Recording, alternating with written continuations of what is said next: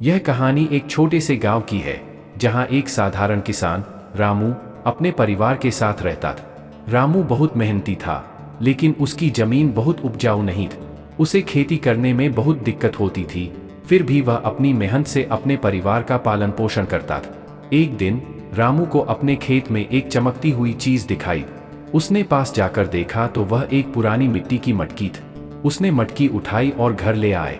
जब उसने मटकी को साफ किया तो उसमें से एक रहस्यमयी आवाज आई, तुमने मुझे छुड़ाया है, मैं तुम्हारी हर इच्छा पूरी करूंगा।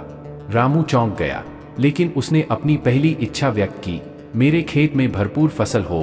अगले ही दिन रामू के खेत में हरी भरी फसल लहलहा उठ। उसकी खुशी का ठिकाना नहीं था। उसने अपने परिवार के साथ अच्छे से खाना खाया और गांव में खूब दान पुण्य किए। अब रामू की जिंदगी खुशहाल हो गई थी, लेकिन धीरे धीरे उसने अपनी दूसरी और तीसरी इच्छाएं भी मांगी, एक बड़ा घर और ढेर सारी दौलत। उसकी सभी इच्छाएं पूरी होती गईं और रामू गांव का सबसे धनी व्यक्ति बन गए। लेकिन इसके बाद रामू के जीवन में बदलाव आने लगा। उसकी लालच बढ़ने लगी, वह और अधिक चाहता था। उसने मटकी से चौथी इच्छा की, मुझे और दौलत चाहिए, लेकिन इस बार मटकी में से कोई आवाज नहीं आ।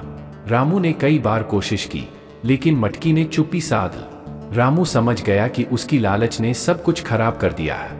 उसने मटकी को फिर से अपने खेत में गाड़ दिया और मेहनत से काम करने का निश्चय किए।